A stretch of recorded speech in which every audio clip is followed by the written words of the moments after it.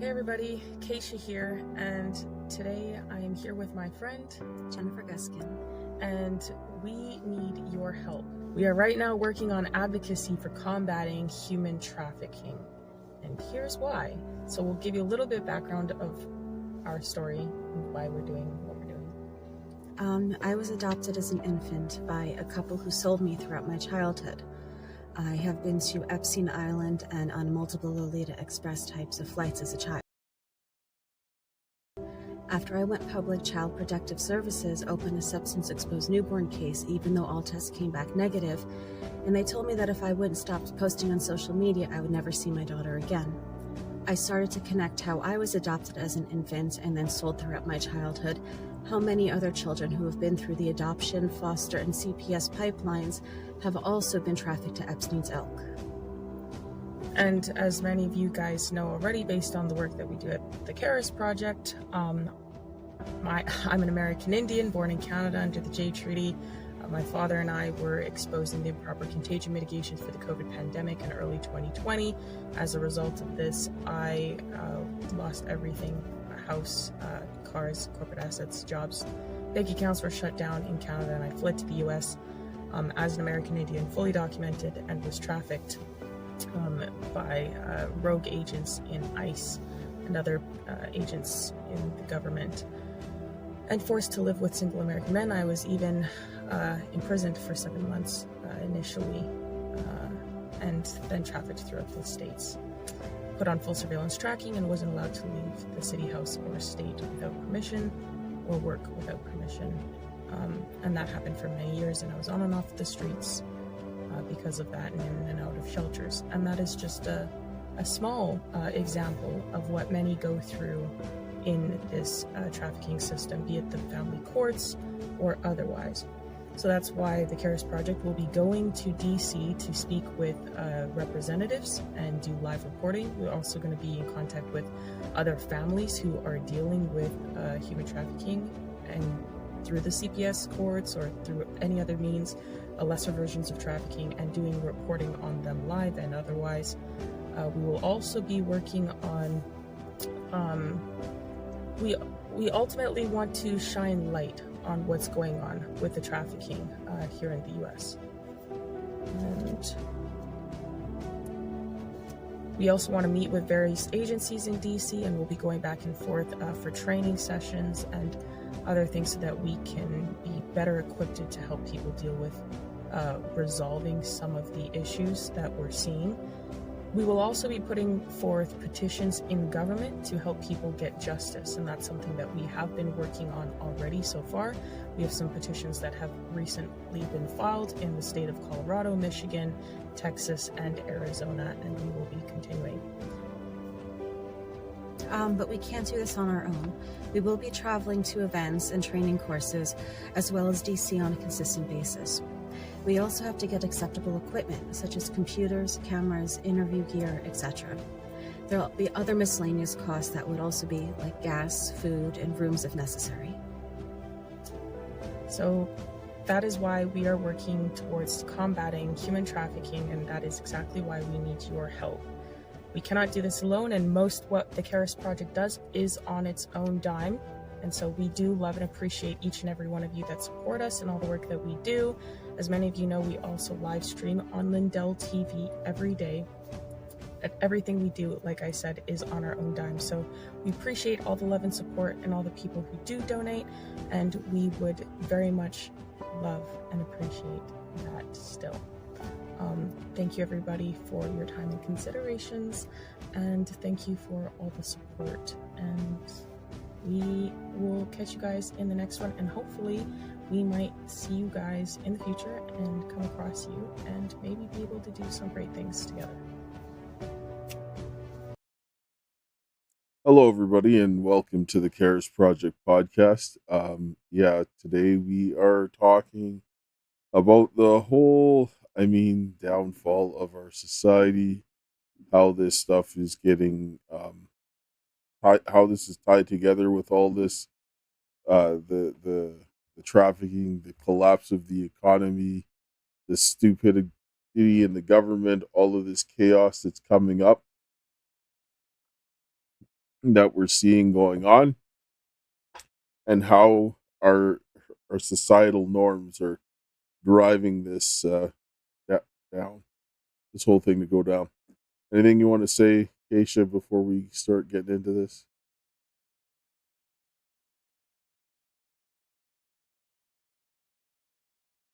Okay, then we'll get to it then. Let me get the clip up here. We're going to start off looking at what the Bank of Canada said when it came down to this whole situation, or just recently.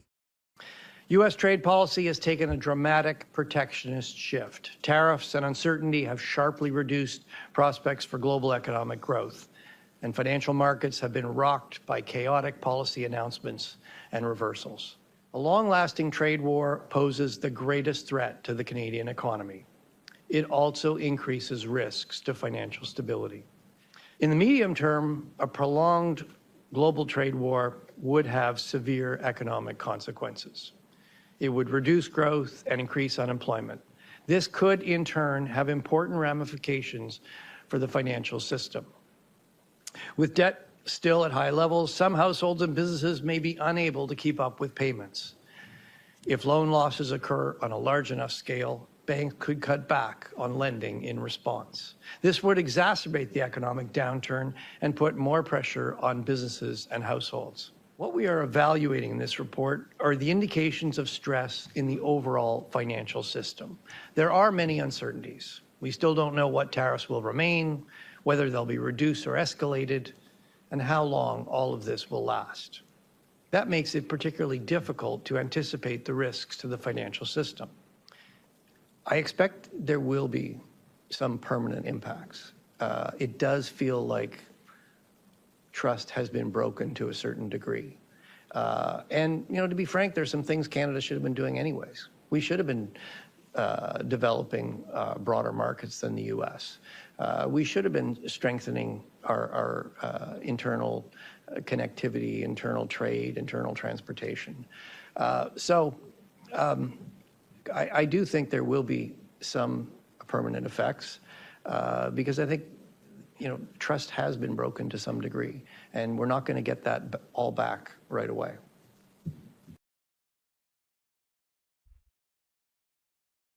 Yeah, so basically, all of these things, the tariffs could have been prevented if they did their jobs, but they didn't, right? They did not. They created this whole mess, and now they're like, oh, well, if we did this, that, and that, well, maybe if you didn't have the fentanyl, maybe if you weren't engaging in so much criminal activity, we wouldn't be having these problems today. But we definitely are. And this is the Bank of Canada acting like they had no part in this. But this is not the case, right? And so now, the next thing we're going to look at, since we're looking at this whole situation, the whole idea now with this whole election, Alberta's talking about separation. But the issue is now the Chiefs are actually going against Alberta and siding with the federal government and saying that they don't want to leave. So let's go look at this. The natives? Yes, let's look at this. My gosh. A rallying cry from First Nations chiefs as they fight Alberta separation. Hundreds coming together at the steps of the legislature Thursday afternoon to deliver a united no. I want to respectfully remind the Premier that this land that we stand on today is treaty land and is not yours to take or make sweeping decisions about. This is a violation of our treaty, a threat to peace and friendship we agreed upon. Earlier in the day, the Onion Lake Cree Nation told the world they are taking it to the courts, arguing the Alberta sovereignty within the United Canada Act and a lack of consultation on it violates their treaty rights. This is based on precedent. This is based on the constitutional section that we do have those Aboriginal rights, and they precede the Constitution. Onion Lake first announced intentions to sue in 2022, but its legal team says that process was stayed pending an election and a hope that Alberta would have a change of heart. Honorable Ms. Smith. For some, those hopes died late Wednesday with the passing of Bill 54. Once in effect, it will lower the number of signatures needed to trigger a referendum, including one on separation, Amen. from about 600,000 Albertans to 177,000. Amen. The Chiefs were clear. They want Bill 54 scrapped. As Chief Tucker stated, it's garbage. Alberta's Indigenous Relations Minister acknowledged the Chiefs' fierce objections to Bill 54. Later, Rick Wilson joined his caucus mates in voting for an amended version, which says no referendum will violate treaty rights. I've become great friends with them, and to understand that they're hurting right now, it makes me hurt, and I want to work with them. But this chief says the Justice Minister's last-minute non-derogation clause means nothing to him. People are tired of the rhetoric. They're tired of the direction where we can see it going, and not being included in some of those discussions. We feel like we're second-class citizens in our own country. Alberta's premier says she wants the province to stay in Canada, but will respect the results of a referendum. You know what, I think, though, if you want a meaning relationship, that she has to repeal that bill. To quote a line from the treaty's chiefs are resolute. They will oppose separation as long as the sun shines, the grass grows, and the rivers flow. From Edmonton, Sean Amato, City News. Look, man, you can't make this stuff up. You can't make this stuff up. Get it together. Get it together. The only reason you have treaty rights is because of the United States and the United Kingdom. Canada was not a country. So pull it together. Deciding that you're going to band together with a country that doesn't even like you anyways. What are they doing for you as natives? Pull it together. You're going to fight as long as the sun shines and the river flows. Where's the river flowing? Because it's not into wherever you're living. I can tell you that right now. Your reservations are not flowing with nothing good right now. You could be flowing with greatness in the United States or with that referendum. When have you ever gotten any type of benefit? There is what kind of delusion are these people living in? This is an embarrassment. I'm sorry. You don't have any say. You don't have any say. If you want to have your tribe be separate, your tribe is an individual nation. Good for you. It doesn't change the fact that your rights come from the United States and the United Kingdom's signing of the Jay Treaty. If you want to be separate, go ahead and do whatever you want to do. Alberta as a landmass is still Alberta, and it can still separate and become a part of the United States. I'm sorry, but screw you people and your retarded logic. And this is coming from someone who's actually a Native American. Stop holding us back. You know what the issue is? I'll tell you this right now, and I'm going to say it like it is. Ottawa's got a lot of these guys on the take. That's really the way it is. Because Alberta is going to be like, well, you need to start developing your resources. And they should. Why should they be on the take from Ottawa? Because Ottawa, Trudeau came out and said we've been genociding the natives. So you want to stay. So you want to go and stay with the people that openly said they were genociding you and did nothing. This is advertise it on the government website, by the way. Sorry, go ahead. Because they're not publicly advertised. You're not. This is the slave master. This is Stockholm syndrome. Because Ottawa has crippled and destroyed them, and they're like, "Please give us more." No, more, sir. Yes, some more, sir. Oh, this is so bad. Like, and for more. The people, the Native people need to understand, especially during COVID, what this government was doing to them, because look what, like, Bonnie Henry, like, I mean, bought all the stuff that they couldn't give to nobody else and everybody else, and turned a blind eye and just let them give it to them, right? I'm sorry, but these communities don't fight for themselves on a regular Tuesday. What makes you think that they're fighting to stop the referendum But because you're they care gonna, so much about Native but rights? If they cared so much about Native rights, they wouldn't be supporting the people who but openly genocide them. but the This is point nonsense. They're on the take. the point is that you're gonna go to the court to stop, like, almost 5 million people, 4.5 million people who say if we want out, Yeah, you're going to go to the yeah. They Canadian don't have the court right. to stop They them. don't have the right. That's not how it They don't works. have the right. They don't It, have the right. if You Alberta, can't supersede my decision and free will.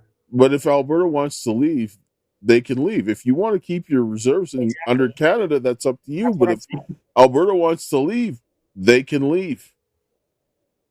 They wouldn't be so stupid, and they couldn't be so stupid because that would put them in a whole boatload of nonsense they wouldn't want to deal with. They're not even prepared to defend what they're talking about. They don't have the It, means the, and the ability to do what they're asking themselves to do. but What are they going to become, private countries? but the whole Like point legitimately? is that they're using this to stoke the fires, because Yeah. It's all bullshit. they're like we're second class citizens in our own country. So Alberta's a province; it's not a country. So who should you be blaming Yeah, about that? I mean, exactly. I mean, Exactly. If they're second class citizens in their own country, then that means they're running their tribes wrong, and that's their no, problem. no, Fix up no, then. no, no, no, no. You see, all the natives, they're under federal jurisdiction, not provincial. I get that, but I'm saying as tribes being their own nation as well, their own literal country, then don't like you said, Alberta is not a country, it's a province. Yes, but if they're having an issue being second class citizens, it's because the federal government is the one making them that way. Yes, I get that. Yes, I get that. So, Which is why I'm trying to say you're actually directing to the wrong thing. well, that's exactly it. If you're a second class citizen, Ottawa's the reason why that is. And Yes. staying and fighting for Ottawa is saying that Who's you're actively fighting killing to you. be the second class citizen that Ottawa has made you. That's what I'm trying to say. That's Yes. exactly what I'm trying to say. Yeah. This is an embarrassment. This is an embarrassment because, like I said, Canada openly advertises out of their own mouth and on the government website that they genocide Indians, Indigenous people, American Indians, Indigenous, Native, whatever Never you want to call mind. it, First Nation. Trudeau said it They out of his own advertise it. mouth. That's what I'm talking about. Yes. But And so this is next level. This is next level retardation. so now let's switch gears, because you see that they're priming for some racial division here, right? That's what that's all about. Yeah, it is. Now you're going to look at what they're doing, what this teacher says about her student. She actually quit. Listen to what she has to say. A former English teacher going viral after posting a raw and unfiltered farewell video as she leaves the classroom behind after just 3 years. Listen. A lot of these kids don't know how to read because they have had things read to them, or they can click a button and have something read out loud to them. I just don't think these kids even care.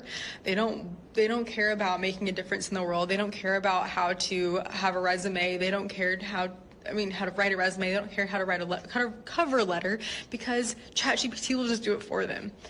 And I think that we need to cut off technology from these kids, probably until they go to college. Hannah is a former teacher, and she joins us now. She posted that video. More than 1 million people have seen it, Hannah, probably more by the time we're on this morning. Why did you post that video? So I taught for 3 years, as I said in my video. I wasn't always a teacher. I actually started my career in digital marketing. So I've been in the digital world for about 5 years now, or since I've graduated. And throughout the 3 years, I've taught digital arts classes and I've taught an English class. And I would say that in all of my teaching experience, technology has posed quite a challenge. And with AI becoming so accessible to children nowadays, especially teaching in an English or Core 4 classroom, it's been especially challenging kind of to have the kids comprehend and critical think and think for themselves on certain things. Yeah. So on my way out, I wanted to kind of raise awareness and just let people know how AI and technology is affecting their children these days. Right. I know, coming from a mother who taught for 33 years, my sister's a teacher in South Carolina, the challenges that y'all deal with, this is even before AI was a thing. I'm sure it's even more challenging now. And clearly, your opinion is, yes, it is. You're a high school teacher. I'm sure your students loved you. We hate to see someone leave education because of problems within the classroom. Give me some examples of what the students are saying to you. Well, a lot of students, and I do want to be clear, I taught a lot of very motivated and bright children. And so I don't want this to come off as if this is all the kids' fault. But I do know that a lot of times in my English classroom, I would ask them to write down a short response or just 5 sentences to answer a question. And a lot of times it would be about 2.5 sentences. And they would say, well, I can't think of anything else to say. Or, well, why do I have to answer in complete sentences? Like, you get the point from what I'm saying in just this little sentence. And then a lot of times I would assign essays, long form essays. And I know how children write, especially when they handwrite me things in the beginning of the school year. And so when a student, how I know how they write, typically would give me a very eloquently and thorough essay on a topic that I know that normally wouldn't come from them, I would ask them, was this really you? And I'd run it through an AI generator. And of course, it would say 100% ChatGPT or AI. And I would speak to the student and they would more so question of, well, if I have to redo this, how much is it really going to affect my grade? Can I just take the 0? Gosh, trying to take the easy way out. Yeah. Right. Is it promoting just a laziness among our children? I suppose. And a lot of them are just feeling as though they don't really need to do the work anymore because AI will just do it for them. Right. And I think that AI can be in a classroom in a very effective way if we teach children in the older grades how to use it properly. But if we're allowing them this unlimited access in the classroom to use AI, they're not going to do the work themselves. Yeah, I know you're a proponent of getting technology out of our classrooms, getting the phones out of our classrooms. I still can't believe some schools are allowing that. Thank you so much. I'm so sorry you had to leave the classroom. What are you going to do next? Yes, well, I actually am working in a nonprofit now. I run donor relations, development, and digital marketing for them. So I'm back in what I was doing before teaching, and I'm loving it so far. All right. Well, Hannah, thank you for giving up those 3 years. Appreciate it. We love our teachers. Go ahead. You know what this is? First of all, first and foremost, I blame the devil. Secondly, I blame the government, which is two parts of the same. The devil works hard, but the government works harder to destroy the homes and the families and women. I blame women because you know what? If they were in the house with the children, teaching them all of this before they went to school and while they were going through school or homeschooling them or whatever, even if they weren't homeschooling them, if they were still teaching them while they were in school, we wouldn't be dealing with this. Society went to trash from the moment they said mothers is not a job. Being a mother is like the number one job. All of these kids are literally, I was a substitute teacher in South Carolina, and I also did a little bit in Oklahoma. And these kids don't know how to read. They don't know how to write. They don't know how to spell their own name. They do have critical thinking skills in other things. But like she said, they said, well, you know what? Even if it was ChatGPT, and how much is this really going to affect my grade? So they're thinking about, they're weighing options, but they're just they're weighing different things that are not actually pushing them in the right direction. But you know what? I think shouldn't be. Huh? Go ahead. They're not critically thinking. They're not creative. All they're doing is pushing. Not creative. They're losing it's more sly. They're losing their creativity and they're becoming weak. That's also the school's fault. Because they're not being able to rise to the challenge. They're like, oh, if I can't use AI, then I won't do it. And they're not developing certain areas of their brain.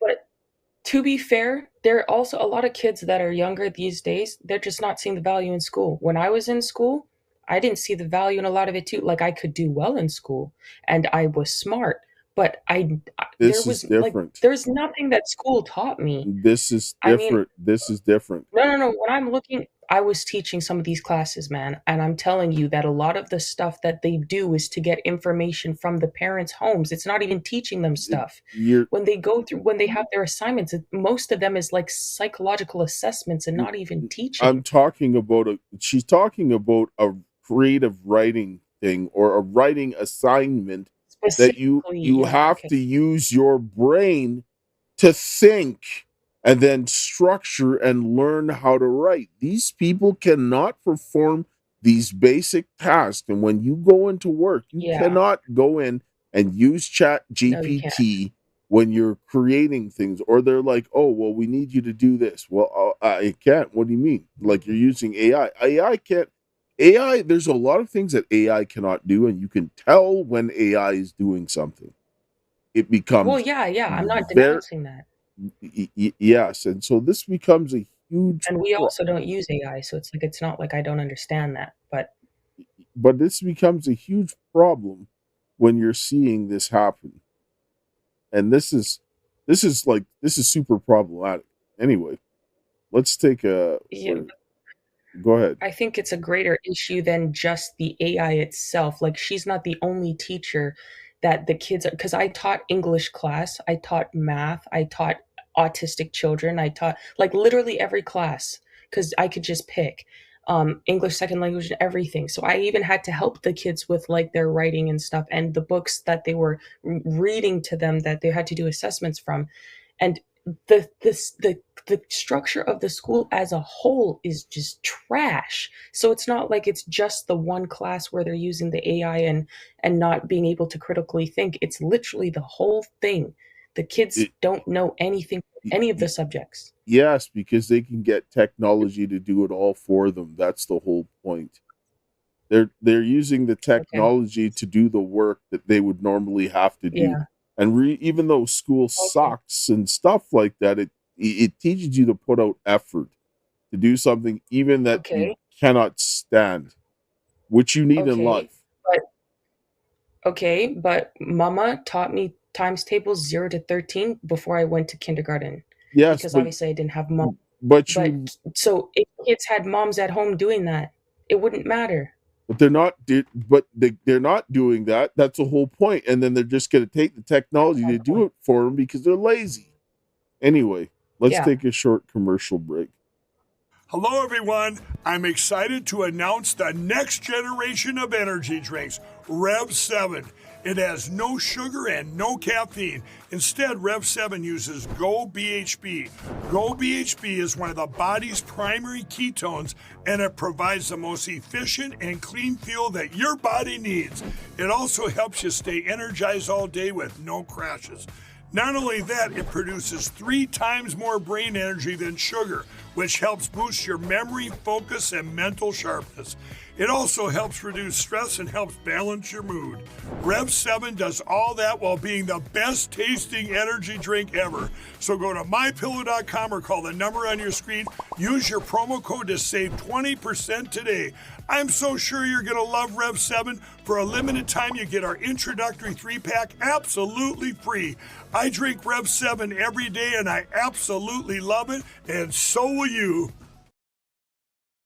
Yeah, if you need any of the My Pillow products, go to mypillow.com/Karis or call 800-845-2942 and use the promo code Karis, or you could support with one of the links that you see there. Obviously, there's the My Pillow and so forth, but there's the Give, Send, Go in the ticker. There's a donor box.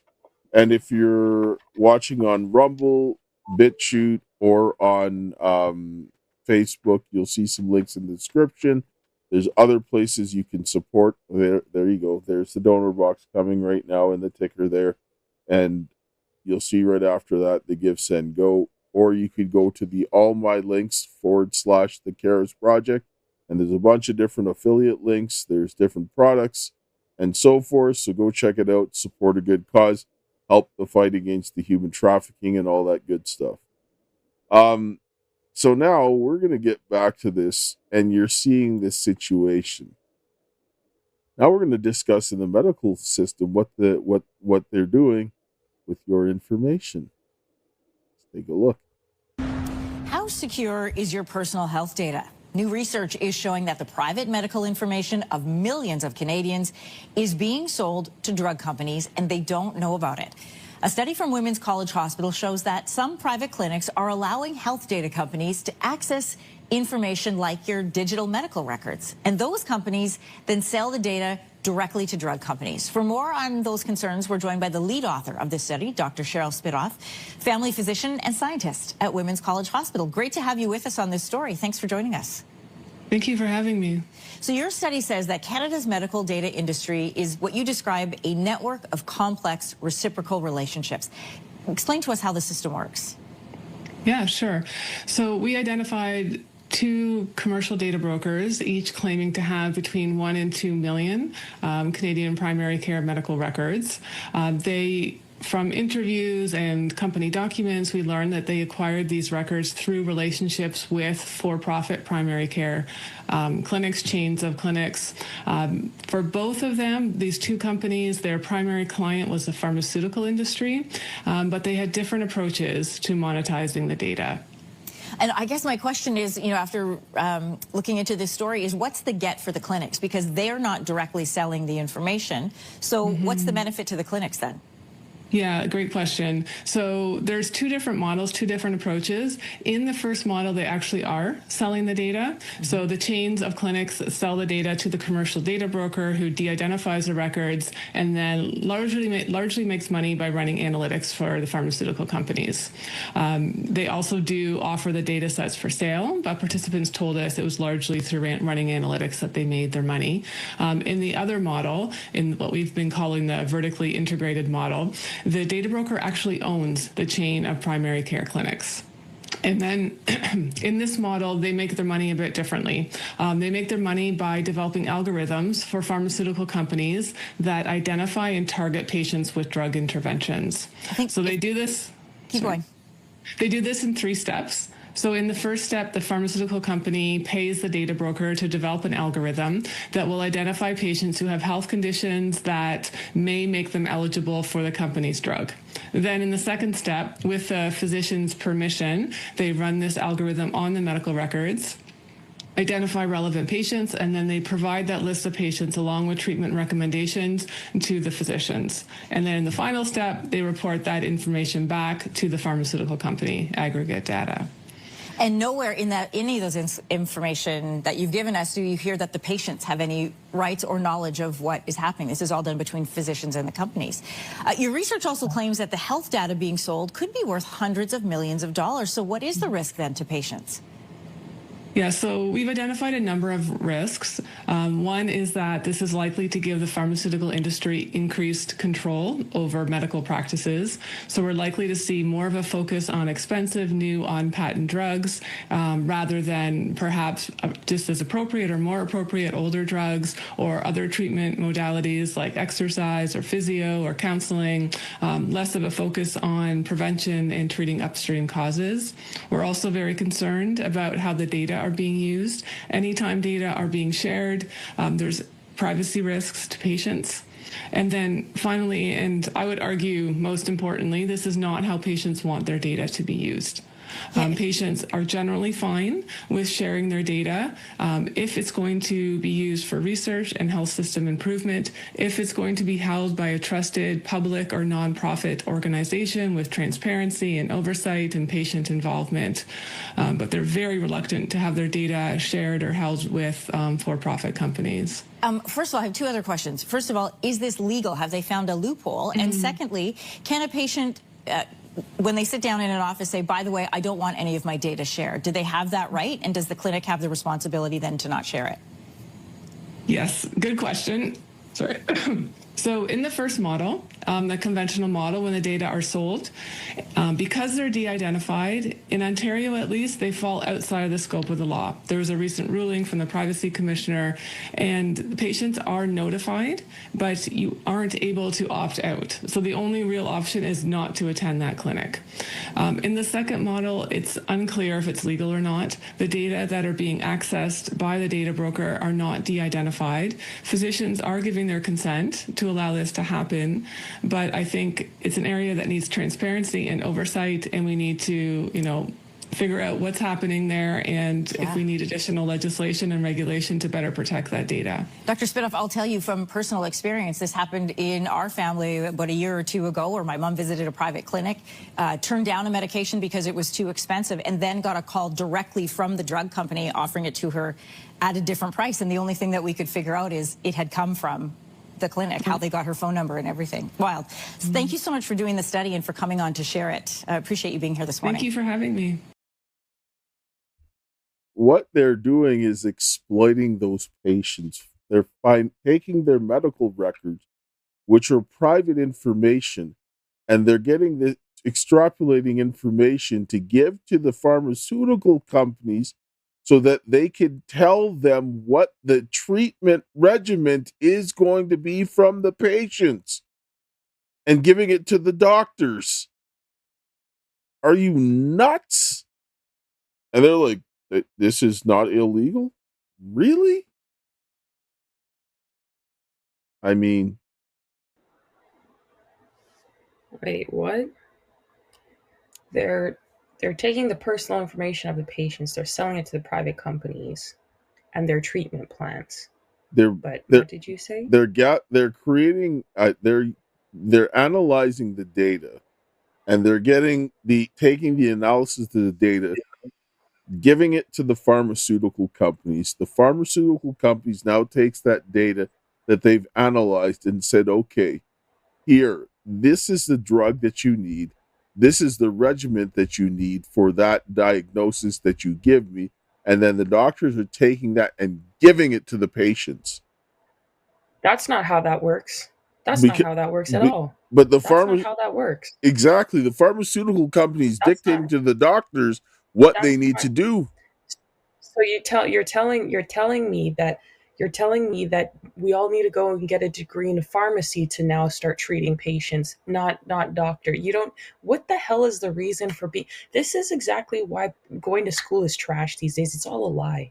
It's all a lie. Why do you need to go to school for 12 years to become a doctor when everybody's getting you to do? You're just a puppet for everyone. You just do what everyone else says because you're also on the take. Why is it not? These people have no spine. They have no testicles. What the hell is going on? Why can't we go back to apprenticeship programs? This country needs to go back to apprenticeship. I don't care if you're a teacher. I don't care if you're a lawyer. I don't care if you're a doctor. There's nothing you can say anymore. I don't care if you're an engineer. You better go work under somebody and let them sign off some paper somewhere saying he's worked this many hours for me, and I can prove without a shadow of a doubt that this guy is ready to do the job, and he's proven that he's ready to do the work and commit to it and actually get the job done. And I see that he's been doing that. I can't trust nobody with a piece of paper anymore. At this point, I'm not going to recommend this, but at this point, everyone, I'm not even surprised if people start treating themselves, and even, if they have something wrong. You know how many people don't go to the hospital anymore, go to the doctors anymore?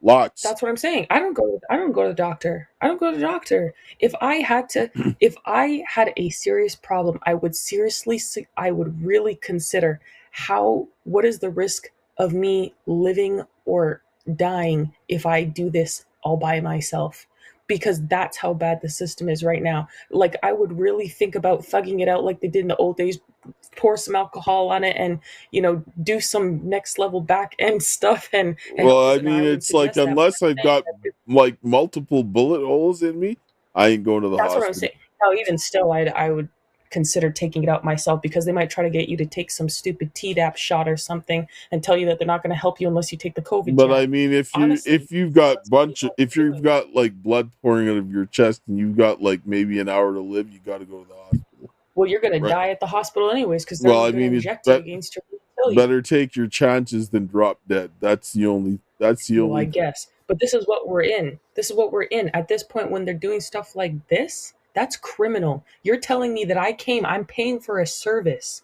I'm paying for a service for someone who claims to be a qualified doctor, and I'm getting the service of a pharmaceutical guy behind, pulling the strings in the back end over you when he doesn't. That's crazy. That's crazy. Yeah, that's just the way they roll, right? That's That's crazy. just the way they roll. That's fraudulent. That's fraud. That's fraud. Yeah, that I'm not yet. Well, This of country course is that not is. real, man. The world Yeah, is not a real place, man. This yeah, is the Matrix. yeah.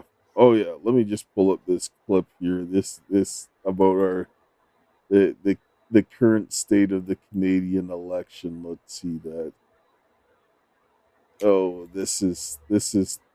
I mean, and they still got some writings up in the air, but we'll bring this up here. Enchantée de vous rencontrer. Terrebonne Liberal MP-elect Tatiana Auguste says she's ready to get to work. Because every single vote matters, and I feel like, well, it cannot be any truer than today, than for me. The win by just one vote in a riding that has flip-flopped since election night. At first, it was called a Liberal victory. Then it switched to the Bloc Québécois during Election Canada's validation process before the judicial recount. For young people and people that are not sure about, is it really worth it to go out and vote? I mean, it's kind of shows that it is worth it. Even a single vote is really important to show, to make a difference. I think it's a first in the recent history of Canada, if I'm right. It's a riding that's historically voted for the Bloc Québécois, but it followed a province-wide trend. Obviously, the question of the election was who would be the best prime minister to face Donald Trump. I mean, that was the only question, I would say. So if I was the Bloc, I would be worried in a sense. Recounts are triggered automatically when a candidate wins a riding by less than 0.1% of the overall vote. This political expert says they're not uncommon. The oversight is strict and handled by a judge. They'll go through all of the ballots again, and that way everyone is able to take a second look, make notes about any that they might have thought, maybe there's something here that should have made that vote discounted. She says the process leaves no room for appeal, though parties can issue complaints if they identify problems with the broader election process. So far, neither the Bloc Québécois or its Terrebonne candidate have said they intend to do so. Sharon Yonan-Reynolds, CBC News, Terrebonne.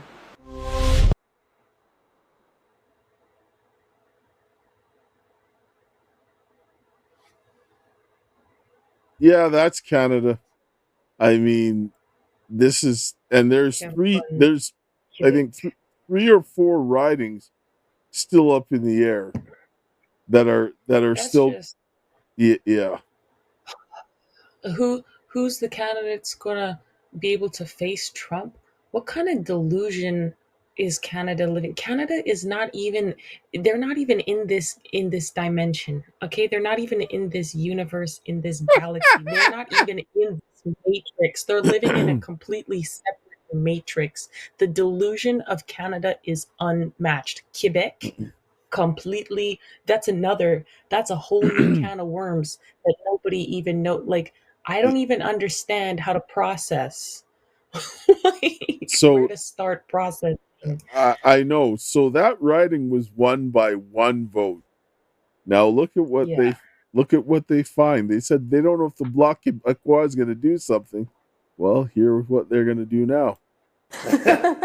It was the first time Emmanuelle Beausset tried voting by mail and likely her last. Je vois beaucoup des gens qui ont perdu confiance. Many have lost faith in Elections Canada, including me, the Terrebonne resident says.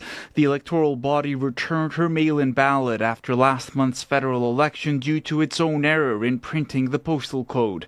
Her vote for the Bloc Québécois was not counted, in a riding where the Liberals have now won by a single vote. Pour moi, c'est un peu une injustice. Beausset calls it an injustice. Elections Canada declared the results final following a judicial recount. We have to bring this situation in front of a judge. But now, Bloc leader Yves-François Blanchet is challenging that, announcing his party will seek to have the Terrebonne results nullified in court to trigger a by-election. there may be wrongdoing without the intention of performing wrongdoing.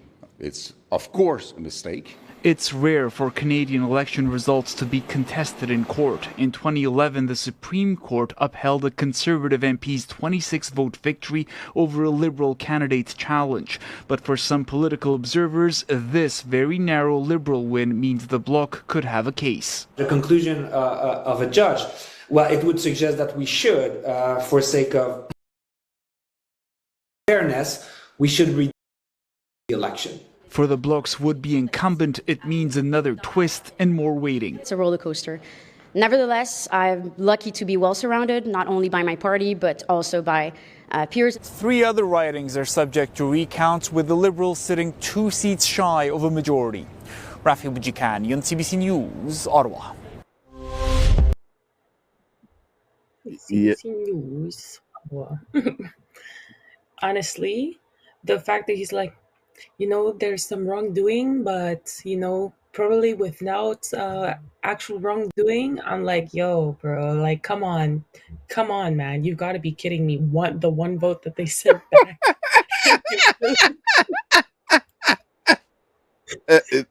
Not only did they win by 1 vote, but they sent the one lady's thing back. It's like, you can't be serious. This stuff doesn't happen in Canada. The fact this is going on and people are just gaslighting themselves, it's like, come on, bro. C'est quoi le rapport? Like, what are you doing? Qu'est-ce que tu fais? Like, come on, like, get it together. Start thinking. If you have to take this to, like, they're saying now, they're going to take it to court, and okay, but people need to start going to jail. Like, because Canada, but this is like, they know what's going on. They done it, and they investigate themselves. Like, it's not going to change. Yeah. Like, they're not going to fix that issue. No, people are not looking, and they're not thinking properly. And Canada is just like, you're looking at all of these things that are going sideways, and just look at all of this stuff that's happening. Like, people are not paying attention.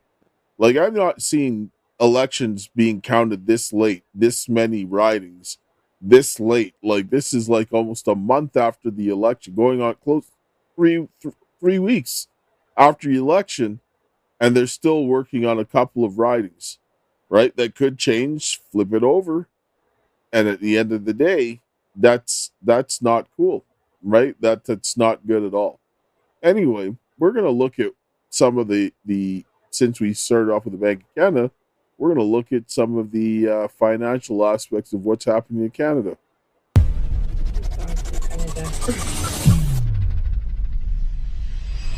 The skyrocketing cost of living. I was skipping meals because I was struggling to afford my food and my rent. 2 million Canadians had to use the food bank in 1 month alone. Canada, the Great White North, a nation known for its breathtaking wilderness, friendly people, and seemingly unshakable stability. But what if I told you that beneath this picture-perfect postcard lies a nation on the brink? In the next decade, this peaceful powerhouse could face challenges that would fundamentally transform it forever. It's a challenging time for many families right across the country. It's really gone downhill in the last 10 years. Before, we were making changes so that we could save up for our future, and today downgrading vehicles is next. This isn't speculation. This is what happens when you follow the math, the demographics, and the policies to their logical conclusion.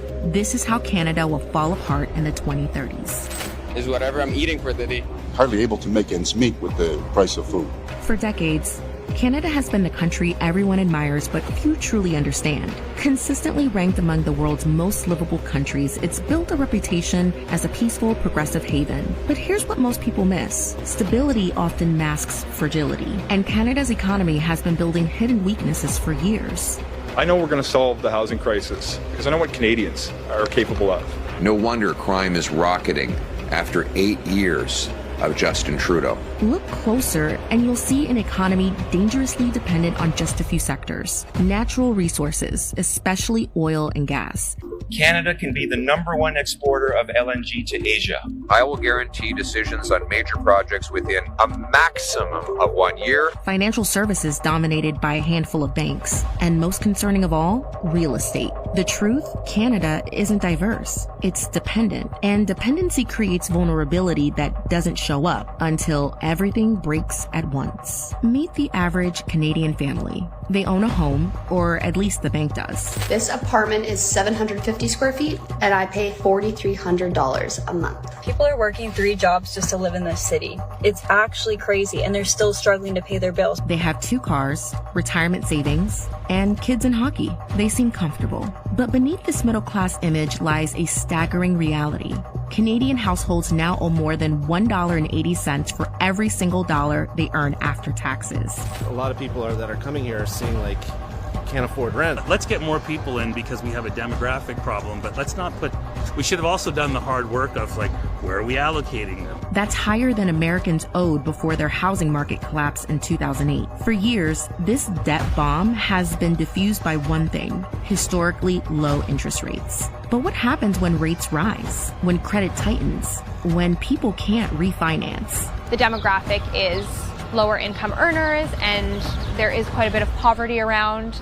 And remember, most of this debt is tied directly to the most inflated asset class in the country: housing. My rent's gonna be increased from $2,100 a month to $2,400 a month for a 1-bedroom condo in Toronto. This is Richmond Hill, just outside Toronto. In 2010, the average home here cost about $550,000. Today, over $1.5 million. I've seen lawyers. I saw a real estate agent living basically in a storage shed. Vancouver, Toronto, Montreal, Calgary. For more than a decade, housing prices have skyrocketed, making Canadian real estate some of the most unaffordable on earth relative to local incomes.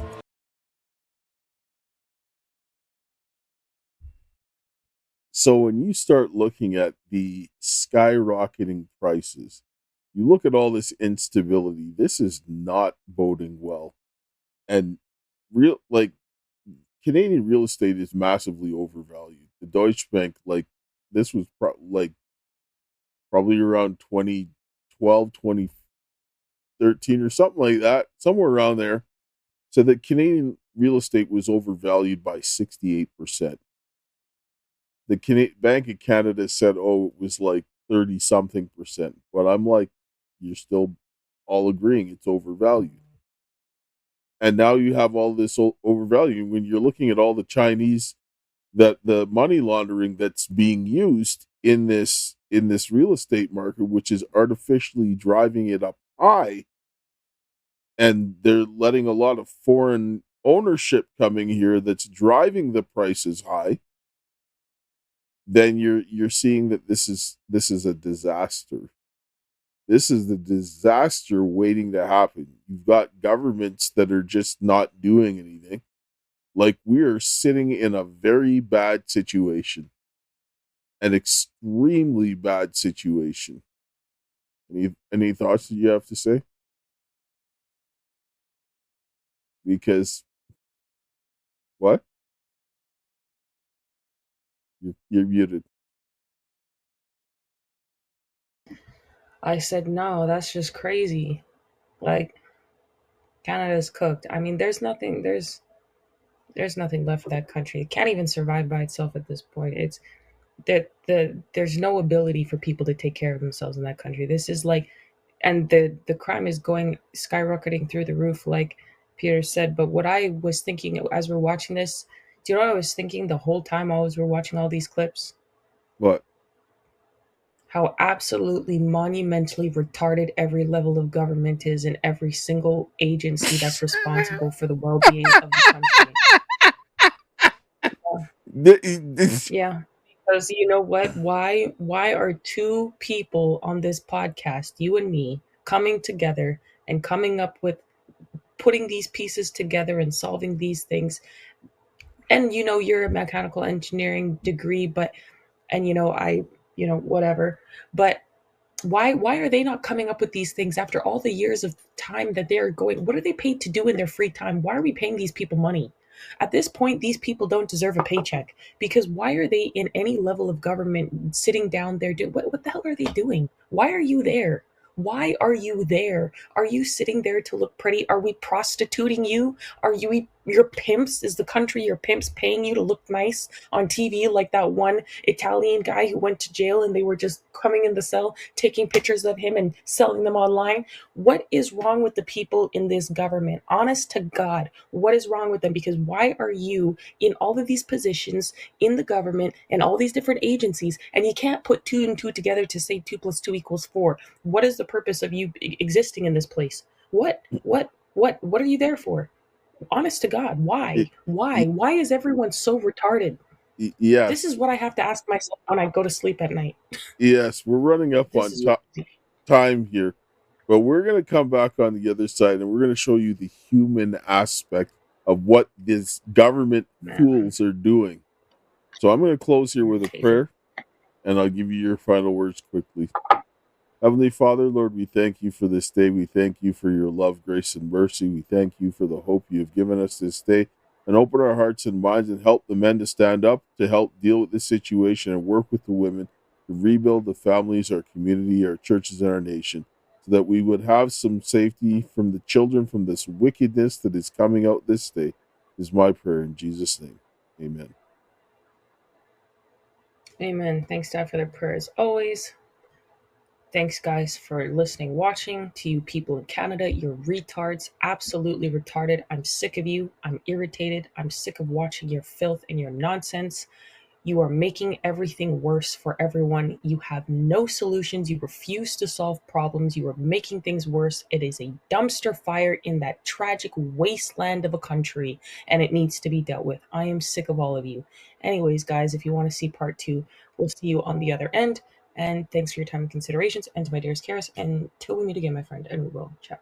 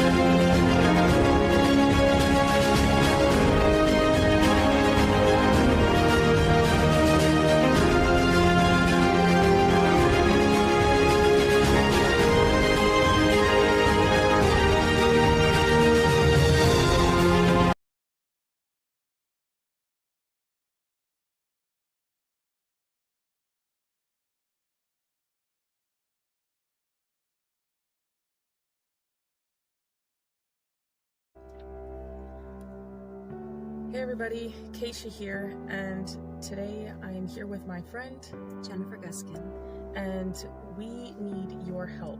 We are right now working on advocacy for combating human trafficking, and here's why. So we'll give you a little bit of background of our story and why we're doing what we're doing. I was adopted as an infant by a couple who sold me throughout my childhood. I have been to Epstein Island and on multiple Lolita Express types of flights as a child.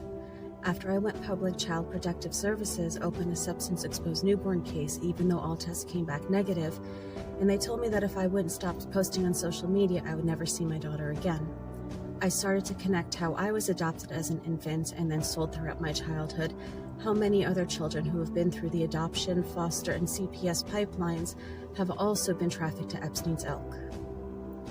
And as many of you guys know already, based on the work that we do at the Caris Project, I'm an American Indian born in Canada under the Jay Treaty. My father and I were exposed in the improper contagion mitigation for the COVID pandemic in early 2020. As a result of this, I lost everything: a house, cars, corporate assets, jobs. Bank accounts were shut down in Canada, and I fled to the US as an American Indian, fully documented, and was trafficked by rogue agents in ICE and other agents in the government, and forced to live with single American men. I was even imprisoned for 7 months initially, and then trafficked throughout the states. Put on full surveillance tracking and wasn't allowed to leave the city, house, or state without permission, or work without permission. And that happened for many years, and I was on and off the streets because of that, and in and out of shelters. And that is just a small example of what many go through in this trafficking system, be it the family courts or otherwise.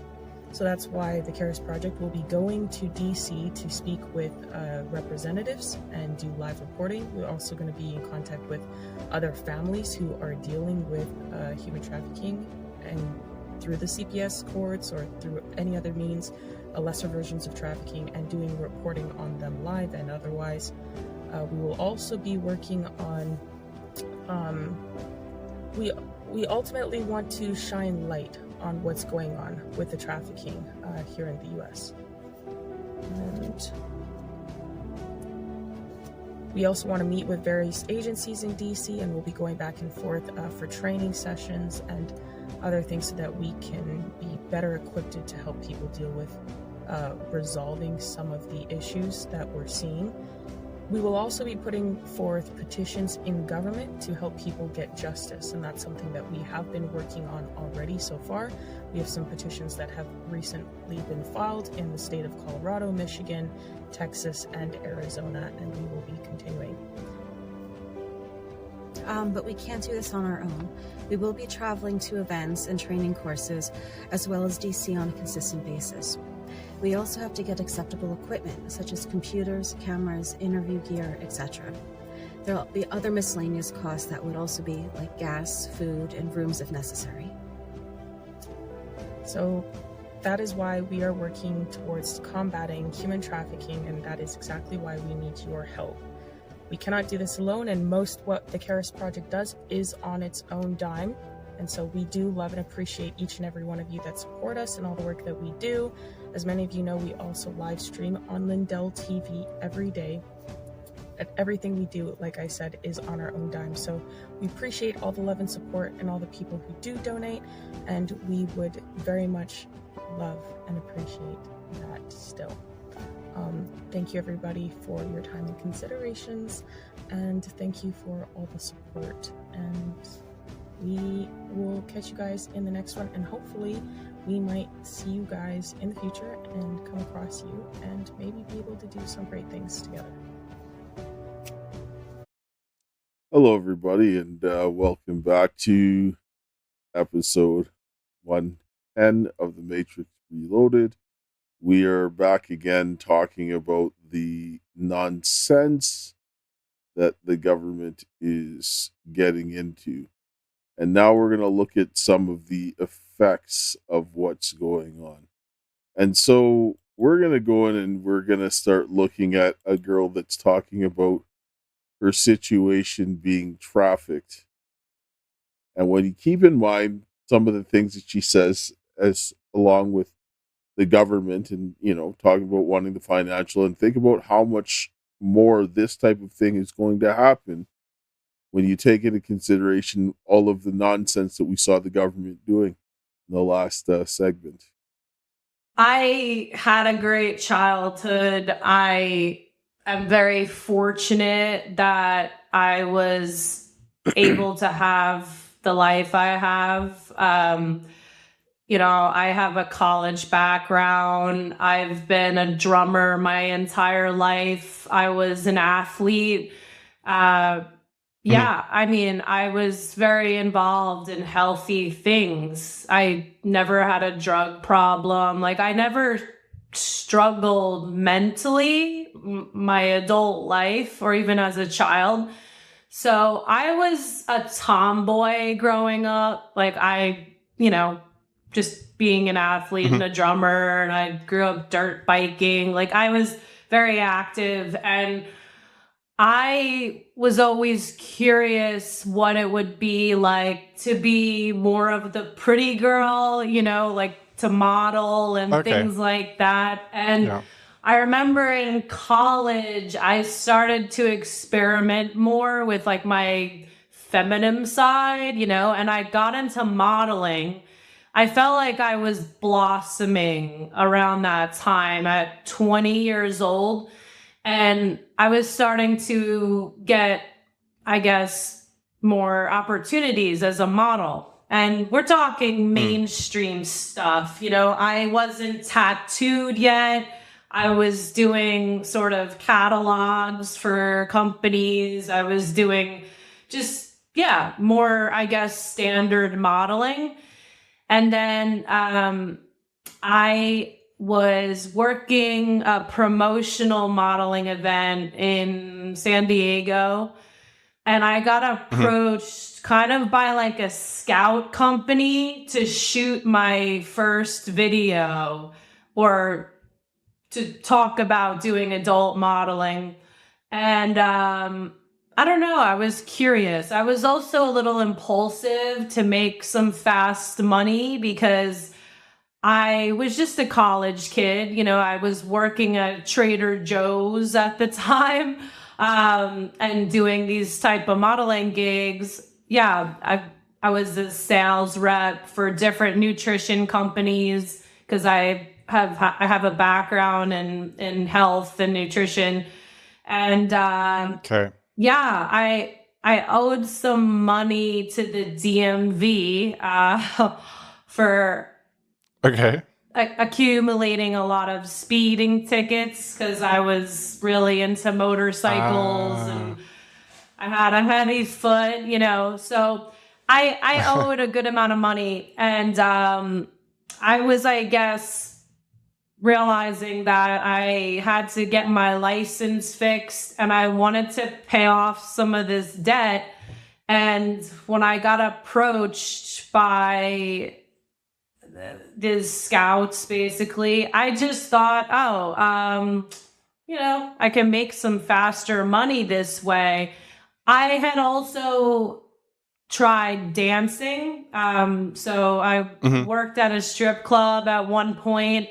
I was experimenting a little bit more, like I was getting more comfortable with my body. And then I started doing nude modeling at one point. So nudity and being, I guess, you know, sexually comfortable I was okay with it, you know. I was also experimenting a little bit with webcamming with my boyfriend at the time. So it was sort of a progression, like the idea of shooting porn, you know? And I realized like, I didn't see really anything wrong with it. And my curiosity kind of got the most of me. And what I tried to really speak about in a lot of my videos is that women at this point in their life, like around 19, 20, 21, whatever, even earlier, you know, like 18, high school, they're starting to become more sexual beings, I guess. And a lot of people in the adult industry, producers, scouts, these companies, they know that. Like, they know that women are more vulnerable at this point in their life and that they're more likely to experiment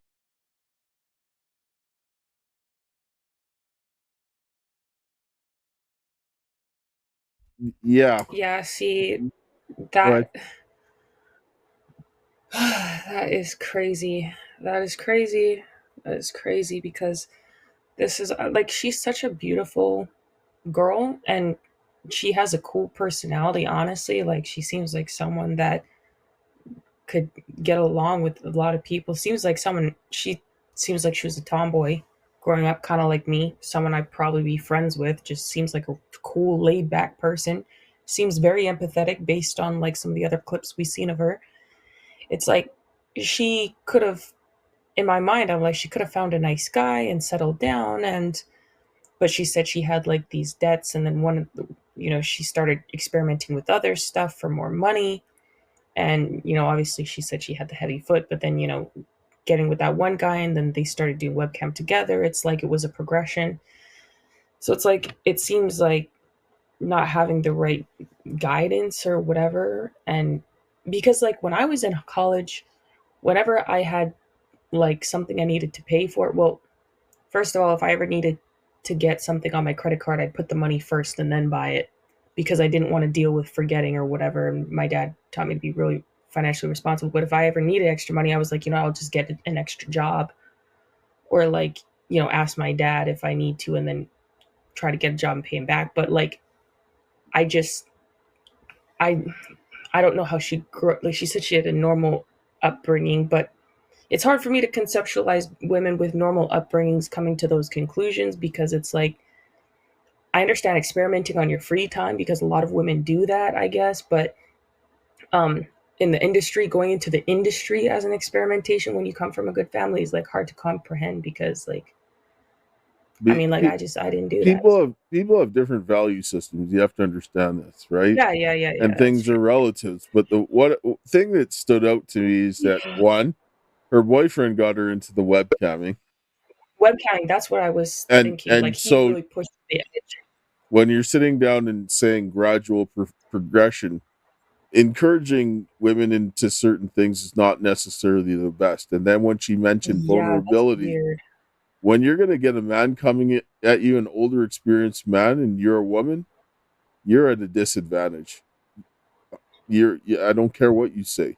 You're 18, 19, 20, 21, and you meet some 40-something-year-old man, you don't have a chance, right? Like, this is where, I mean, if there was a protected man there, then a lot of these things don't happen. But they make sure that they come to the girls by themselves where they're completely inexperienced and they get thrown under the bus. Right? You get into situations because if you don't have somebody that's going to be upstanding, they'll just take advantage of you because they can. Yep. And so when you have a business where there's a lot of people that are doing a lot of shady things, well, I mean, it's very easy to get run into the wrong person, right? And get that wrong person. And there's, like you heard, a lot of the organized crime stuff there. But yeah. So let's roll to the next clip and we'll discuss a little bit more. And so they kind of prey on younger girls at this point because they know they're more likely to want to shoot porn. So I definitely felt that. I felt like almost like this pressure by predators kind of trying to get me to go down that route. So yeah, I had shot a couple of amateur videos that were targeted to first timers. One of them was Girls Do Porn, which that company is now done. I mean, the owners are in jail for sex trafficking and leaking legal information of these girls that shot for them. I was one of those included. It ended up being a class action lawsuit and the company is gone. So that was the first company I worked for, and they only shoot they only shot first timers. So yeah, I mean, I was a little overwhelmed, but once that video got out, the shit hit the fan. I mean, everyone in my hometown found out. It was kind of all over the internet. My legal name got leaked with it. It was kind of a mess. It was a disaster. I mean, it really... Did you know that it was going to be on the internet? No. I mean... Oh, so you were one of those. Yeah, I mean, I had no idea. So I remember with that... They actually even said that this video was only going to be for private buyers that were paying basically for custom videos, that it wasn't going to be released in the United States. I mean, they completely lied. And I think that's part of the reason why I did shoot that first video, because I thought, oh, I mean, people aren't going to find out. I didn't realize like the real damage that it might cost to my life. So yeah, I was under the impression that it wasn't going to be on the internet the way that it happened. And they lied to a lot of women. And when I signed that model release form, I had no idea that it was going to end up like that. And, you know, they were very suave the way they communicated. I mean, they paid for my testing. They paid for my flight to go to San Diego. They treated me well, like for the most part. They were very sweet to me. I got picked up at the airport. I was staying in like a 5-star hotel. They made it, I guess, a positive experience. And, you know, around this time too, there was a lot of ads like this on Craigslist, on different sites, you know, for, discreet modeling, adult models, like all these things that I think were very it was a lot of bullshit, you know, like they weren't really being transparent with what these women and models were signing up for. How did it feel when it came out? I was humiliated. You know, I was just, I kind of realized like, oh, this is real. And now I gotta... When did you first realize? Did someone... This is funny. I was dating someone at the time, and we had just started really getting into a relationship, and I was sitting on his bed, and my best friend, who was really the only person that knew I was shooting this video, because I didn't tell anyone that I was going to California to shoot this video. I mean, I'm from Long Island, so I was still on Long Island at the time. And my friend just texted me and said, hey, that video's out. Like, it got leaked, and people started getting the link. And it just spread like wildfire all over my town. And this was months later. So I almost forgot about it because I didn't realize that it was going to come out. So, yeah.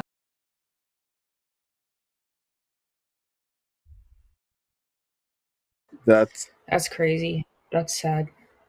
Yes. That's really sad. Yes, it is extremely sad. Because that's straight ambushed, and they got lied. She got bamboozled. Like, was told that this wasn't going to happen, and they completely lied, deceived. And you can't deceive people in a contract. You can't. It's a crime. You know, and they treated him differently because she's not like the average person. And like she said, she came from a fairly decent background, didn't have issues, as that tomboy was like just kind of getting into her own, and then they came to steal her innocence. Yeah, and that same company was went down for literally sex trafficking people, human trafficking people. So that's what's crazy. They're literally predators in that company. That's crazy. Yes, and some they just straight up come in and trap you and do like the wrong things, and the other ones they'll sweeten you up by grooming you and then throwing you into that situation. So either way, they'll accomplish it whatever suits them best. Whatever they can get away with, they'll go out and do. Obviously, if they don't have to spend the money, they won't. But if they have to groom you, they'll do that. And that's the kind of mindset that people have. And this is what you're going to sit down and see. And as you see the financial situation going on, more and more of this is going to happen. This is inevitable. 100% inevitable. Anyway, I mean, we're going to roll through a couple more clips here because we want to get through this one here. There's one more here. We have a couple to talk about what we're going to see of the mindset that goes after this. Then I just kind of realized I had to embrace reality and realize, oh, shit, you know, this video's out and everyone's going to start finding out. I think people listening might not realize how big of a thing that day is. Yeah. Or how big an event that is. Because I've seen interviews of other people and from the same case, and their entire lives were devastated, like suicidal, like they're still having medication and therapy now. And obviously you took a different approach and had a different mindset, maybe different values. And I thought you were one of the ones that just thought, like, wanted to be a porn star. I didn't realize that you were manipulated into it too. Yeah. I guess because I saw that you were a porn star, so I assumed that you got into it wanting to do that job. Yeah. I mean, I was curious, because like I said, I was experimenting with nudity, and the whole idea of being even a stripper or an exotic model, I didn't think there was anything really wrong with it, but I wasn't sure about shooting mainstream porn. I was curious, but also on the fence, because once you go that route, you're kind of pigeonholed. It's going to be a part of your identity. And that's why Shooting What Girls Do Porn, the way they manipulated the models, making it seem that this was going to be for private buyers overseas, that it wasn't going to be aired on the internet. I had nothing to worry about. It was kind of like a way for me to test the waters if me having sex on camera would be something that I really wanted to do, and around this time, I was trying to figure out what I wanted to do. I loved being in school and studying health, and I was really into art. I was playing drums. I was thinking long term about, what was going to make me money, what type of career I should get into. And yeah, I mean, like I said too, I had some debt that I had to pay off, and I'm kind of an impulsive person sometimes. So, and I love experiencing different things. So yeah, my curiosity did get the best of me, but I just didn't realize how extreme it was going to be with dealing with the reactions of everyone. I didn't really think about, I guess, the consequences, because I really didn't think that all these people were going to find out. And it was a very dark point in my life, like when the first video came out. I got made fun of a lot. A lot of people made fun of my body, just projecting all this criticism and hate onto me. So I definitely thought that I made a huge mistake. I was really embarrassed, and I was suicidal at one point. I thought that I Oh, really? embarrassed my whole family. I was a laughing stock of my hometown. And luckily, around that time, I didn't shoot adult stuff again after that for a while because I was trying to, clean up my life. But I started traveling more.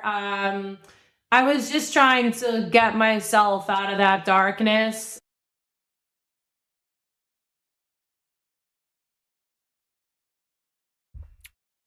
Yeah.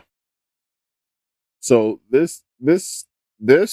you can sit down and see where this is going. And when you look at the amount of issues that people were having with the way that the government was creating the circumstances for the destruction of society, for people to have more chaos, more instability, and everything else like that, you're going to see a large increase in girls that are being put in this situation.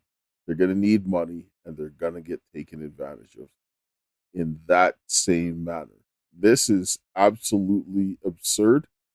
And people are acting like they don't know how this is going, but you can sit down and see that this is controlled chaos. Anybody who sits down and said that these forces are not 100% manipulated, they're manipulated by somebody. Like, these things don't happen by random happenstance, right? That's like me sticking dynamite under a stack of logs, blowing it up, and expecting it to fall perfectly into a perfectly formed house.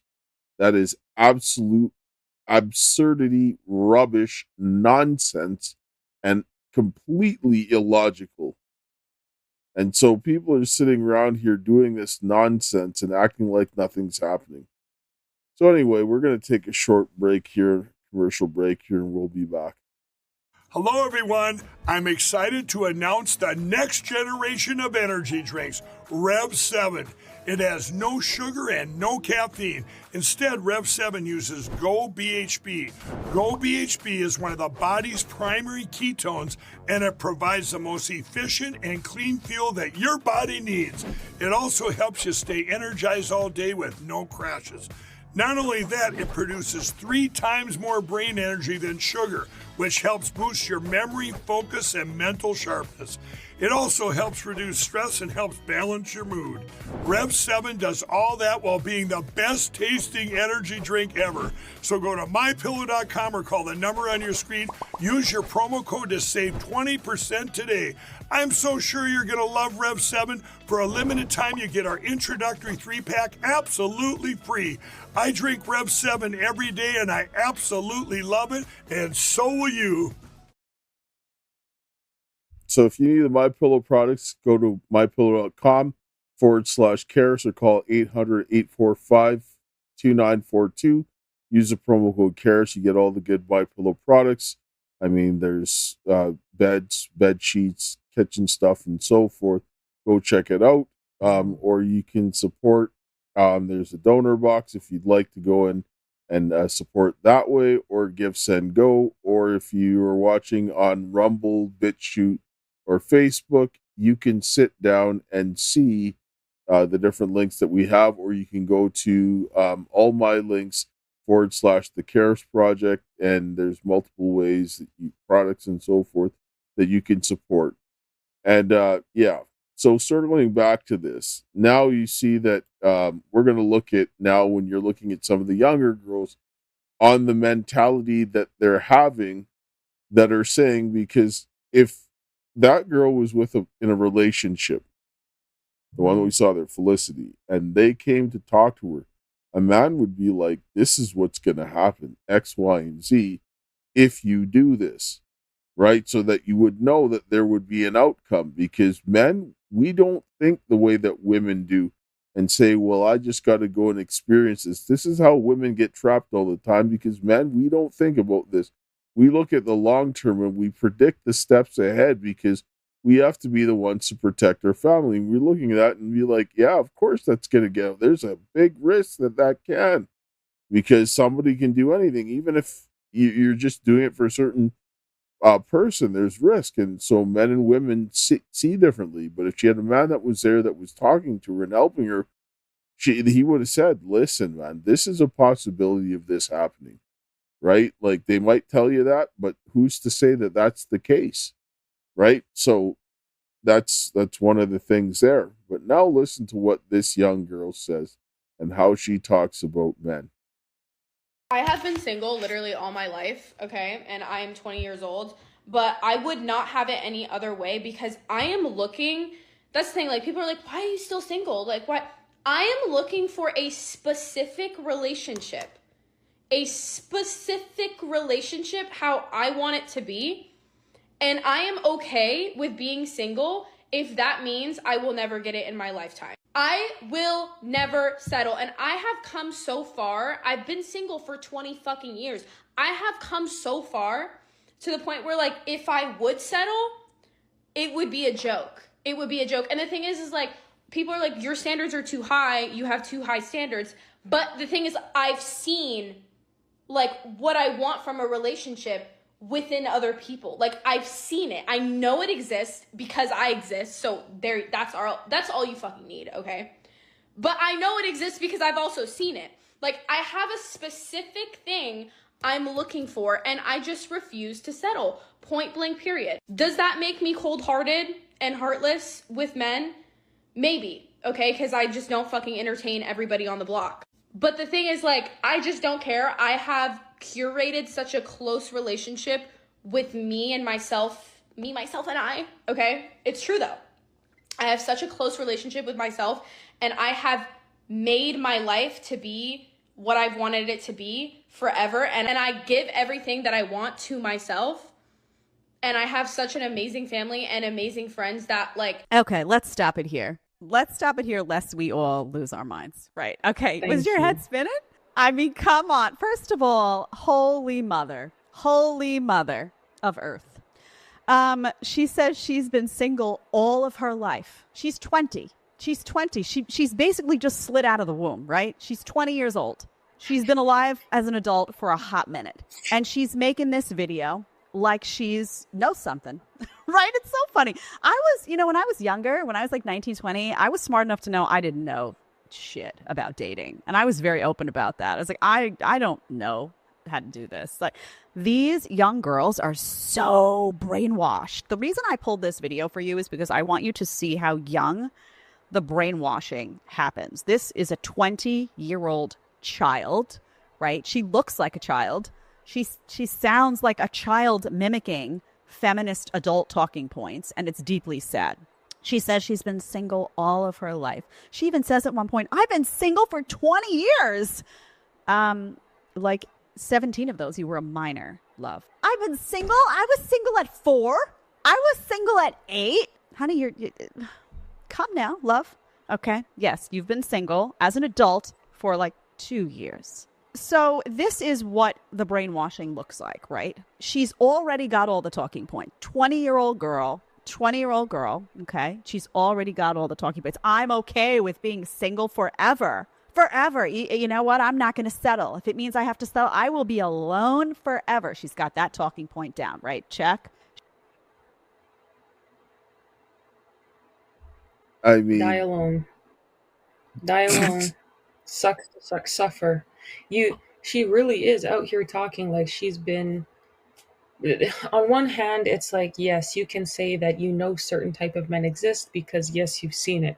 I know a certain type of man exists because my father exists and I see what kind of man he is, so I know that there's good men out there. That being said, you can't be a retard. Like, you can't just be out here like, oh, I need a man. This isn't Build-A-Bear. If you want to build a bear, go and get one and build it. Take it home, get a whole room of stuffies. Actually, girls are doing that these days and it's weird. Don't do that. but you might as well build a bear, because you can't build a man. You cannot do that. You can't just be like, here, this is the criteria, this is the rubric they need to meet. If they don't meet every single standard, that is objectifying men. That is making it be like they need to be perfect. A person is a person. You're supposed to love someone for who they are and not what they are. Like who they are to you and who they are as an individual and what you see that you can do with that person together. Women are out here like, I need 6 figures, 6 feet, 6 inches, all this whatever nonsense.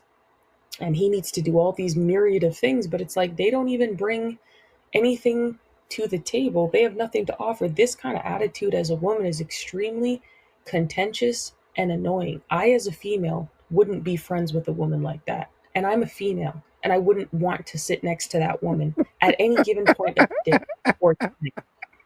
Honestly, what she's doing, that mindset, she is putting herself in dangerous waters. You see, and at only 20 years old is crazy. Yes, but predators see that and they are like they're just laughing.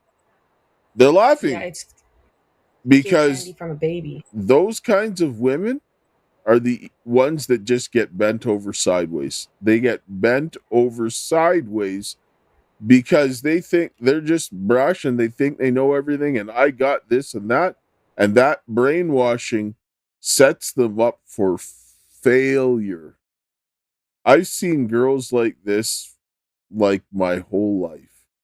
And they were the ones that were the most miserable, the weakest, the ones that were getting stomped on more than anybody else. Yeah, they do. Because of that attitude. Yep. All of my friends, like a lot of my friends that were like that in high school or in university especially, a lot of them were like, Keisha, why do you guys even like you so much? Like, why are they always talking about you like they're boyfriends? I'm just sitting there minding my own business. Like, literally don't ever hang out with anybody ever. I'm always in the forest. You don't ever comb your hair. You never wear makeup. Why do these guys always care, like you and whatever? And we would go out places and the guys would scream at the girls and be like, why can't you just shut up? Why can't you be more like Keisha? What is wrong with you? She's the only one with sense among you. She's the only one that doesn't dress like a hoe.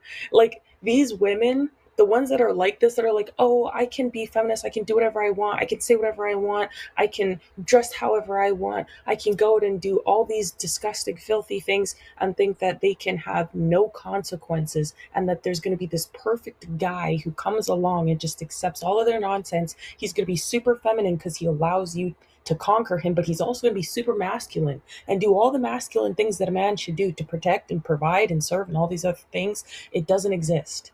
It doesn't exist. And the kind of man that they wants a woman that has complete opposite behaviors to what they're doing, which is a woman who's respectful and submissive and cares about God. Yes. And so now you're going to listen. We'll just finish off listen to her assessment on the this woman and the feminist ideology. She says, I've seen everything I want in a relationship.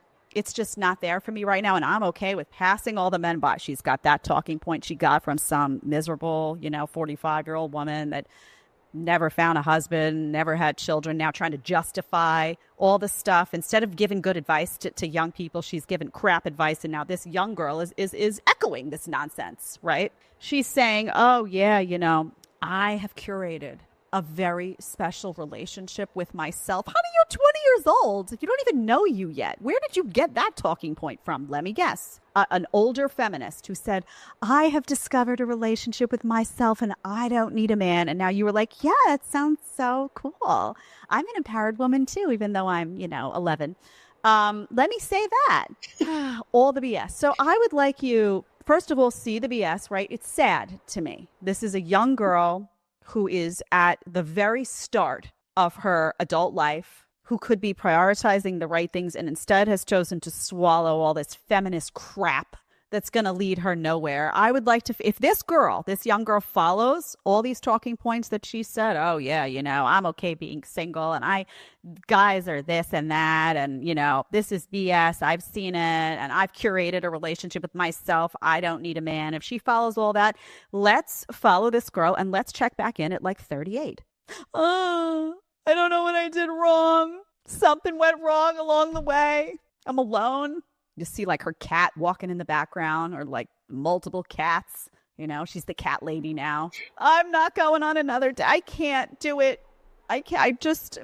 She's trying to, think about her fertility. She's got all this stress. Young women listening, stop listening to feminists. They will wreck your entire life. You will internalize this bull, this nonsense. I don't need a man. I can do it myself. Hoo-hoo. And you'll feel really good about it at 20 and 19, right? You're at your peak looks-wise. You're just entering the dating marketplace. Fertility's here. You've got a lot of time. You're feeling on top of the world. You internalize all this crap that the feminists told you. I don't need a man, all this stuff. And suddenly time just flies. 20 years can go by of you living that lie. And then you wake up in a panic. Right? And you're looking for somebody to fix it. I don't know, Prince Charming to show up and just magically, the fairy godmother comes in and waves that wand and there's like a little horse and carriage now taking you to the castle, honey. Only that's not real life. And you're not Cinderella, right? We got to live in realism. Tell these older feminists that are lying to you to take a walk. Don't listen to their garbage. And start listening to people like me and to yourself, because deep down inside, this is crap. You got to self-reflect. I know you're young and you are, vulnerable to this crap.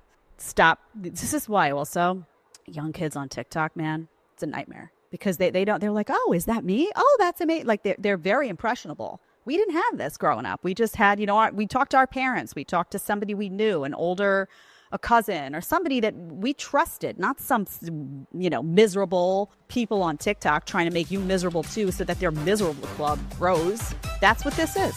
Sad.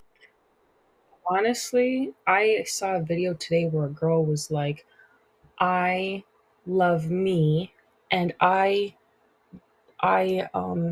grew this relationship with myself, and I want a man who's going to come along and share me with me. And I was like, I don't think I've heard something this delusional and demonic in a hot minute. This is crazy. And what's interesting to me is, like, when I turned 18, I don't think I had this feeling what these girls are talking about, where they're like, oh, like I'm in my prime, I'm 18, like I've got like my peak fertility and I look the best that I'm gonna look. Like, these ideas never once hit my mind ever throughout my childhood. I'm at peak fertility, I'm young, I'm hot, and everyone's gonna want me. Like, I never once thought that in my life. I literally was like, what can I do to find someone who's going to help me reach salvation in this life and the next? And how am I going to be able to raise soldiers for the kingdom? How am I going to do good things with someone else? How am I going to find that person who's really going to bring out the best in me and help me succeed, and I can help them as well?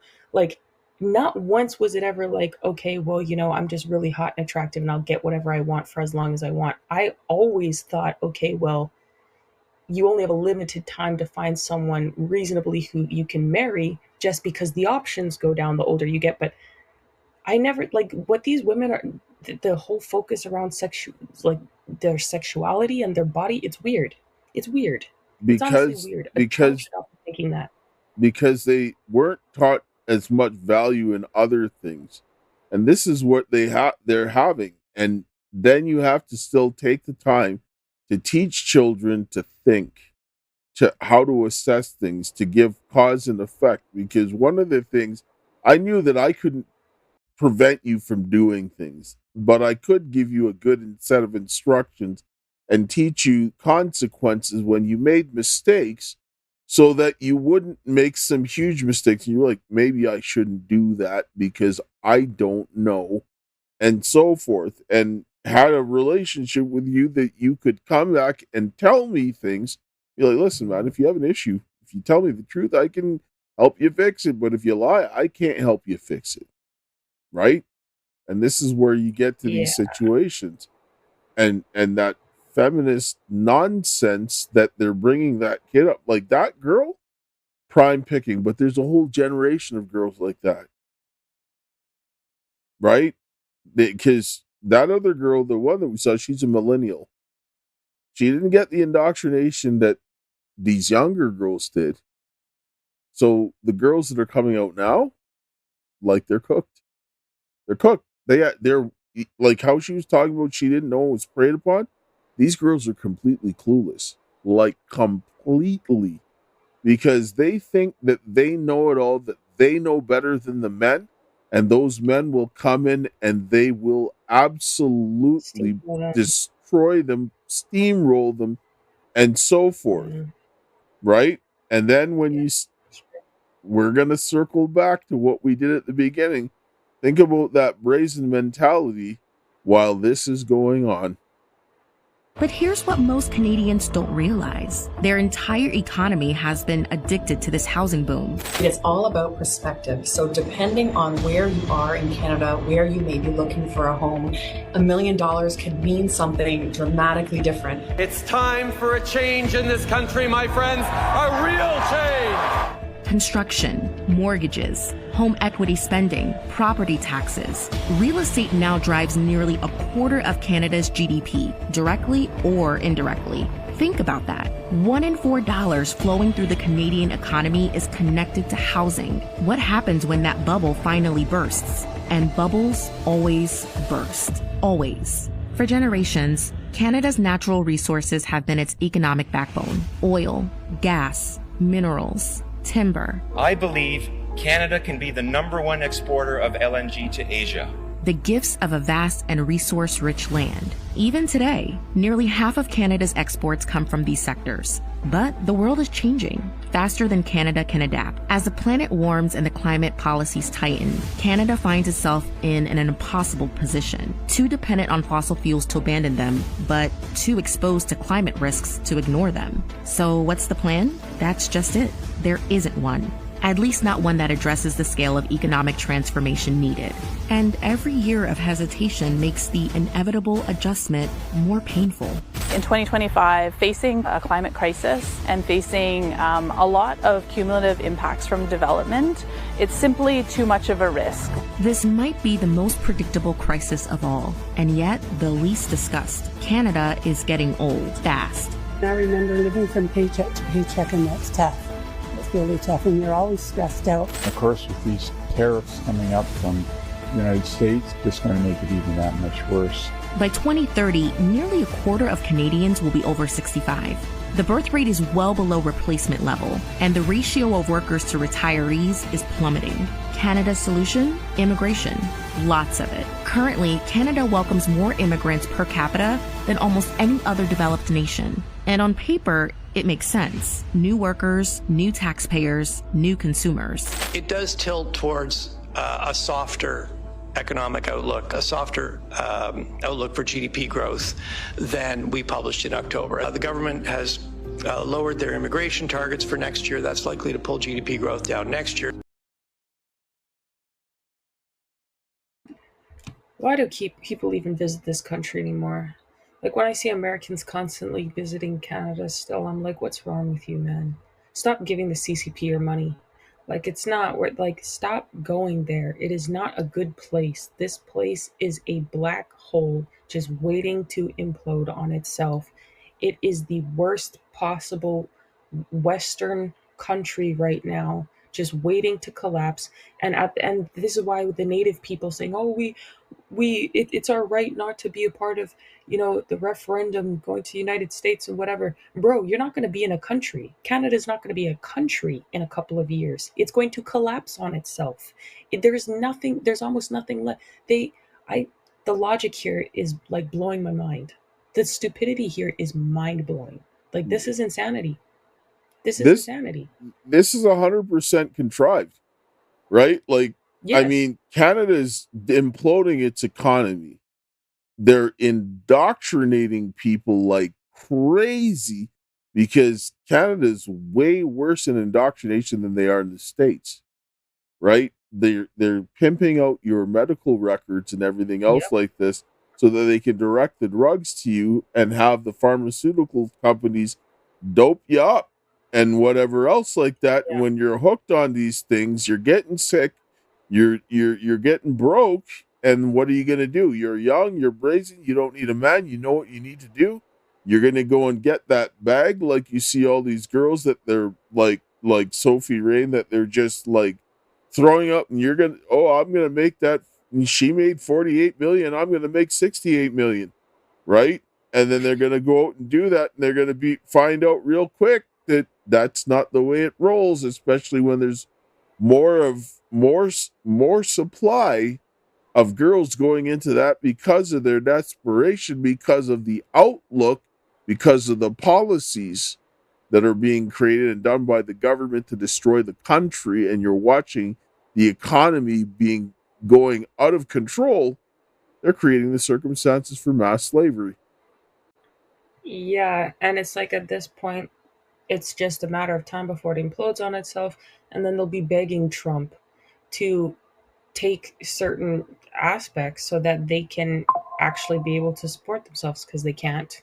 It's already They can't. It's already imploding. Well, it already is. But I mean, it's a matter of time before they have to just surrender as referendum by just no other option other than means of survival. Like at this point, they're not going to have an option pretty soon because of the nonsense that they've been participating in this whole time. So it's like it's literally just delaying the inevitable. The bottom line is at this point is that you want to deal with the trafficking and all that other issues, then you need to deal with the criminals in government, because nothing is going to change until you deal with the criminals in government, and everybody's afraid of it.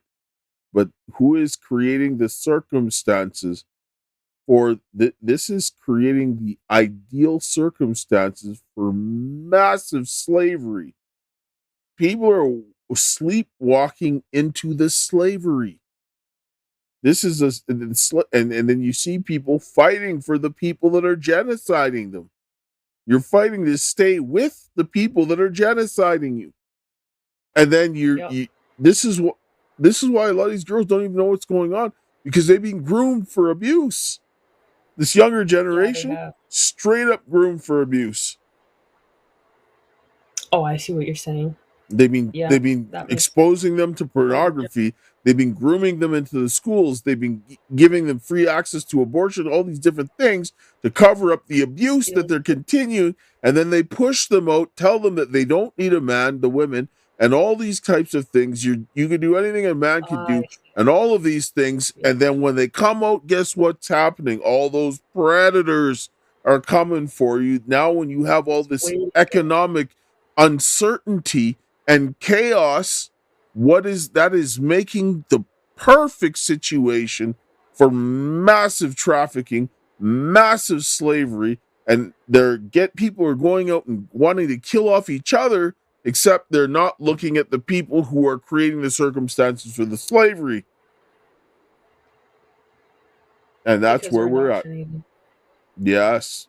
And the men that are behind this, yes, the men that are behind this, they're laughing all the way to the bank, because the women ain't going to see it till it's too late. And the men, until it's way too late. Need to stop being cowards.